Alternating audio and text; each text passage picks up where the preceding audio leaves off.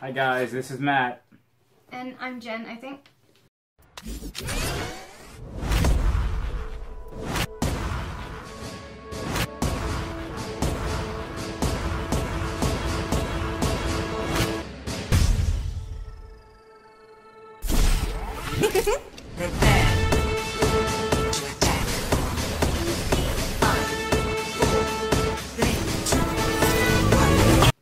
I don't know what day it is. I just know that I've been wearing the same shirt for 6 days, I think. Hi guys, this is Matt. And I'm Jen, I think. I don't know what day it is. I just know that I've been wearing the same shirt for 6 days, I think. And it's starting to smell like blackfish. My eyes look like an emoji, like one of those memes. I'm gonna like superimpose that meme over my face at some point. Yeah, at some point. Because I can think of what meme it is, I just can't remember which one it is. We just need the poop emoji. I'm a crappy host, apparently. We are going Tyrell. Grow strong. Tyrell. Grow through the poop. They are the most calculated house. It's in Highgarden and it's a nice fancy place. And we're going to start with that right there. We got Grandma. Grandma Tully. We've got Grandma. Get off my castle, you whippersnappers. Elena. She is head of the house. Yeah, she's married to like Lord Mace, 4,000 years old. She's married to Lord Mace, and technically he's supposed to be part of the house, but she runs everything. Everyone knows she does. They don't even matter as a house at all. They were just given power. That's it. Now, the cool thing about her is that we know her as an old lady, but her history. Listen, she is 1,000 years old because she was engaged to a Targaryen. She's 1,000 years old. She was engaged to a Targaryen because that's what they did at the time. That was the cool thing to do. She went with the trend. I'm going to marry a Targaryen. I thought she was going to say something else, but I'm glad she said trend because I almost bust out laughing. Let's just do that. Yeah, we'll say that. So, she was engaged to Targaryen. Everything worked out, and then she says, you know, I kind of don't want to do this anymore. So, instead, she decides her sister is engaged. Let's sneak into his room the night before the engagement, and we're going to rock his world so freaking hard that he can't walk down the stairs to propose to the sister, so no proposal. She gets a new husband. And ta-da! They have a family, and they get to have these 2 grandchildren. Never gonna give After all that, everybody else is kind of sort of not that important. So, we've got Marjorie and Loras. No one's important in this game of Thrones. Marjorie. I call her the Baratheon babe. Because she is so determined to marry every Baratheon. She's going to be a queen. She's going to have a crown. That's just the way it's going to happen. Basically, Marjorie Tyrell is the community sheath. Everyone puts their sword in her. Dad jokes. Hey, I mean... So we've got that. Ring around the Marjorie, pocket full of old sheets. So, as we were going before, she was married to Renly. Baratheon. Who, like other Who, swords. actually, we're talking about Loras, who, her brother, was a super awesome knight. Yes.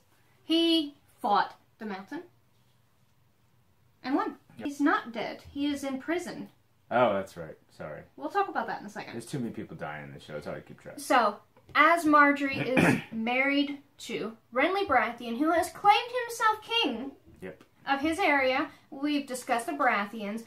He dies, but his brother... There's kids playing. Children. Those children, they keep coming. Quit putting out candy. I like Smarties, they like Smarties. Plus I have people to play Mario Kart with. Rainbow Road is a bitch. Isn't that right, Renly? Isn't that right, bruh? So, one husband down. Like, let's marry off again. We're going to be going for Baratheon number 2, King Joffrey. Because, why the heck not? Goddamn Joffrey.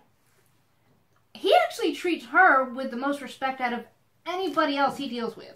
Yeah, that's not the point, though. Joffrey still sucks at life. And I'm glad he choked on his own vomit. Yes. As I was happy. There's a whole death thing that we've got going on that we enjoy watching. And you Joffrey get a death. And die. you get a death. Everyone gets a death! So she marries Joffrey. Joffrey is dead. What are we going to do? We need to marry Tommen. He is the next king. Baratheon. I need a hearing aid after she gets on with these shows sometimes. I'm sorry, I get excitable. She gets really excited. So you don't rant at all? I don't rant at all. I'm very emphatic in my beliefs. He's going to put his rage meter on. We're going to start counting. Yeah, there's going to be like... I haven't said my word, by the way. Every time. Every time I say my word, every time you rage off. There's going to be a counter, like right above her head right here, that says the word and then... I haven't said it. So, you said it in the previous one. But I didn't say it in this. But whenever I start raging, it's going to be like a banner, like right here. And then when you rage, it's going to be like massive smoke over your head. Yep. With a Ding. number. There's going to be tons of them. I haven't raged in like 3 videos, so I'm good. So, you've got Marjorie, married to Tommen. I'm always raging. That's Loras, he somehow, because Sansa is no longer engaged to, or he was engaged to Sansa. Yes, but and when the Baratheon came strutting along, she's like, no, I don't want you anymore, Sansa. I'm going to go with her. I'm going to grow strong. So Cersei is to marry Loras. Yes. Which is really weird. Isn't Loras like 20-something and Cersei's like... It was the whole point that Tywin was telling everyone who they were going to marry. Yeah, well, I'm glad Tywin is dead. Because, honestly, the entire Lannister house can go die in a fire for all I care. Toilet Tywin. Toilet Tywin. So that happens.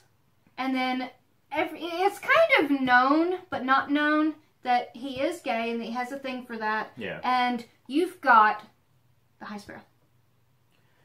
Cersei doesn't want to marry this guy. No. She convinces the High Sparrow.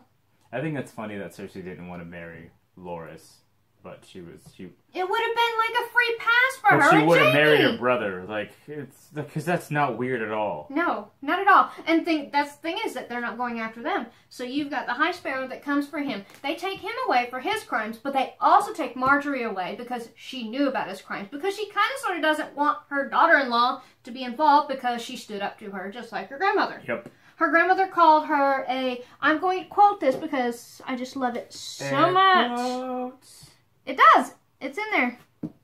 It says, she looks up in Cersei's face and calls her the famous tart.